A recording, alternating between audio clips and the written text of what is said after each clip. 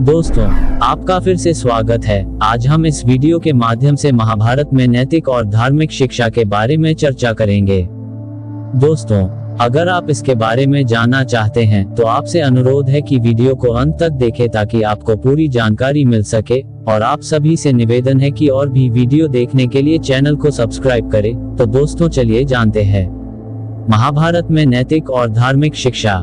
धर्मेण पापम पनीयते धर्मेण व्याधिर्निवर्ते धर्मेण विनियोज्यन्ते सवे कार्यार्थ सिद्धयः। धर्म के द्वारा पापों का नाश होता है, धर्म से रोग दूर होते हैं, धर्म के पालन से सभी कार्य सफल होते हैं। आज हम एक ऐसे विषय पर चर्चा करने जा रहे हैं जो हमारे जीवन के हर पहलू को प्रभावित करता है, वह है धर्म। महाभारत केवल एक महाकाव्य नहीं है, बल्कि यह जीवन के हर क्षेत्र में नैतिकता और धर्म के महत्व को समझाने वाला एक मार्गदर्शक ग्रंथ है।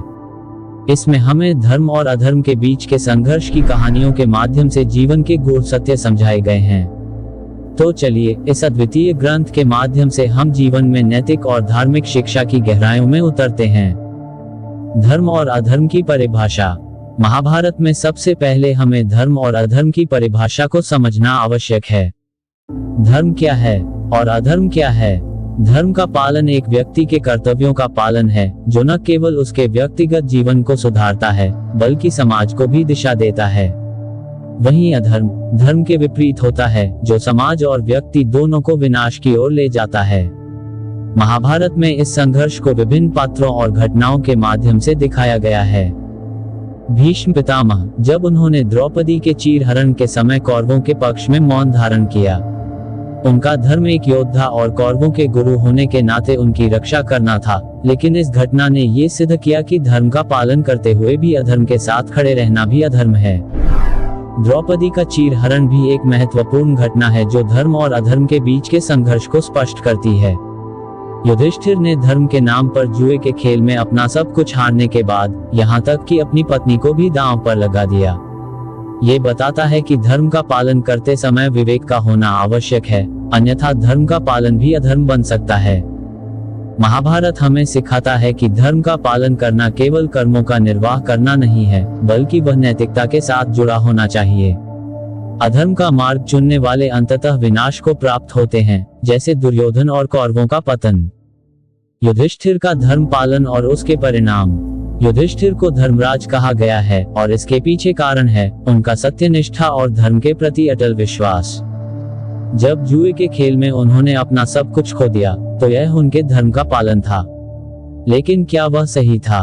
युधिष्ठिर का धर्म पालन, जो सत्य और न्याय पर आधारित था, युधिष्ठिर ने उन्हें कई बार कठिनाइयों में डाला।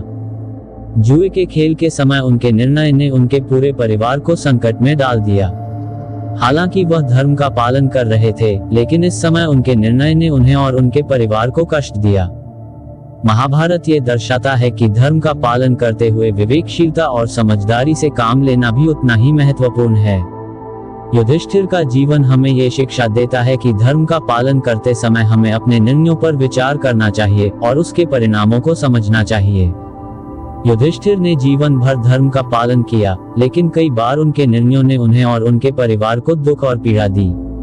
ये हमें ये सिखाता है कि धर्म का पालन केवल कर्तव्यों का निर्वाह करना नहीं है, बल्कि उसके साथ सही निर्णय लेने की क्षमता भी होनी चाहिए। कर्ण की दानवीरता और धर्म संघर्ष। कर्ण का जीवन एक ऐसा उदाहरण है जो धर्म और अधर्म के बीच के संघर्ष को दर्शाता है। कर्ण को सूर्य पुत्र कहा जाता है और उनका जीवन संघर्ष और त्याग से भरा हुआ था। उन्होंने हमेशा अपने मित्र दुर्योधन के प्रति निष्ठा रखी और उसकी सहायता के लिए अपने धर्म का पालन किया। लेकिन कर्ण के जीवन में एक द्वंद्व था, धर्म और अधर्म के बीच का संघर्ष। कर्ण की दानवीरता और उनके द्वारा दिए गए वचन उन्हें धर्म के पथ पर ले जाते हैं, लेकिन दुर्योधन के प्रति उनकी निष्ठा उन्हें अधर्म के पक्ष में खड़ा कर देती है। ये संघर्ष उनके जीवन के हर पहलू में दिखाई देता है। महाभारत में कर्ण का चरित्र हमें सिखाता है कि धर्म और अधर्म के बीच संतुलन बनाना कितना कठिन है। कर्ण ने जीवन भर दानवीरता का पालन किया, लेकिन दुर्योधन का साथ देने के कारण वह अधर्म के मार्ग पर चला गया। कर्ण का जीवन ये संदेश देता है कि धर्म का पालन करते हुए सही मार्ग का चयन करना अत्यंत महत्वपूर्ण है। उनकी दानवीरता और धर्म पालन के प्रति निष्ठा हमें सिखाते हैं कि जीवन में सही और गलत के बीच संतुलन कैसे बनाए रखा जाए। श्री कृष्ण की भूमिका और गीता का उपदेश। महाभारत में श्री कृष्ण की भूमिका नैतिक और धार्मिक मार्गदर्शन के रूप में अत्यधिक महत्वपूर्ण है। जब अर्जुन ने युद्ध के मैदान में अपने रिश्तेदारों और गुरुओं के खिलाफ हथियार उठाने से इनकार किया, तब श्री कृष्ण ने उन्हें गीता का उपदेश दिया। गीता में दिए गए उपदेश कर्म, धर्म और जीवन के सार को स्पष्ट करते हैं। श्री कृष्ण ने अर्जुन को समझाया कि कर्तव्य पालन ही धर्म है। व्यक्ति को अपने कर्म का पालन बिना किसी फल की इच्छा के करना चाहिए। उन्होंने अर्जुन को कर्मयोग, भक्ति और ज्ञान के सिद्धांतों का ज्ञान दिया, जो आज भी जीवन में प्रासंगिक हैं। गीता का उपदेश हमें सिखाता है कि धर्म का पालन करते हुए हमें अपने कर्तव्यों का निर्वाह करना चाहिए, चाहे परिस्थिति कैसी भी हो। यह उपदेश जीवन के हर क्षेत्र में धर्म और नैतिकता के पालन के महत्व को स्पष्ट करता है। श्री कृष्ण का जीवन और उनके उपदेश हमें सिखाते हैं कि धर्म का पालन केवल कर्मों का निर्वाह करना नहीं है, बल्कि यह जीवन के हर क्षेत्र में नैतिकता और कर्तव्य पालन का मार्गदर्शन भी है। भीष्म पितामह का धर्म और प्रतिज्ञा। भीष्म पितामह का जीवन एक उदाहरण है जो धर्म और प्रतिज्ञा के पालन की महत्ता को दर्शाता है। भीष्म पितामह ने अपने पिता की खुशी के लिए आजीवन ब्रह्मचर्य का व्रत लिया और सिंहासन के प्रति अपनी निष्ठा बनाए रखी। उनकी यह प्रतिज्ञा और धर्म पालन उन्हें महाभारत के सबसे प्रमुख और धर्मनिष्ठ पात्रों में से एक बनाती है। महाभारत युद्ध के दौरान भीष्म ने कौरवों के पक्ष में युद्ध लड़ा, क्योंकि वह उनके गुरु और रक्षक थे। लेकिन उनके हृदय में हमेशा धर्म और सत्य की भावना थी, जो उन्हें युद्ध के अंतिम समय में भी विचलित नहीं होने देती। भीष्म पितामह का जीवन हमें सिखाता है कि धर्म का पालन करते हुए प्रतिज्ञा और व्रत का महत्व कितना बड़ा होता है। उनकी निष्ठा और धर्म के प्रति समर्पण हमें ये सिखाता है कि जीवन में कठिनाइयों के बावजूद भी हमें अपने धर्म का पालन करना चाहिए। विदुर नीति। महाभारत में विदुर की नीतियां भी नैतिक और धार्मिक शिक्षा का एक महत्वपूर्ण स्रोत हैं। विदुर, जो अपने ज्ञान और नीतियों के लिए प्रसिद्ध थे, उन्होंने हमेशा धर्म का पालन किया और दुर्योधन को सही मार्ग दिखाने का प्रयास किया। विदुर नीति में हमें जीवन के हर क्षेत्र में नैतिकता और धर्म का पालन कैसे किया जाए, इसके उपदेश मिलते हैं। उन्होंने दुर्योधन को अधर्म का मार्ग छोड़कर धर्म का पालन करने की सलाह दी, लेकिन दुर्योधन ने उनकी सलाह को नकार दिया और अधर्म का मार्ग चुना। इसका परिणाम हमें महाभारत के युद्ध में देखने को मिला।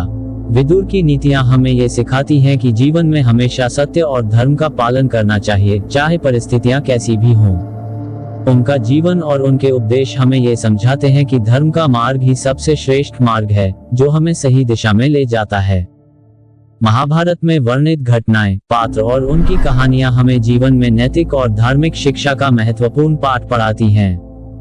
यह महाकाव्य केवल युद्ध और सत्ता के संघर्ष की कहानी नहीं है, बल्कि यह जीवन के हर पहलू में धर्म और नैतिकता के महत्व को समझाने वाला एक ग्रंथ है।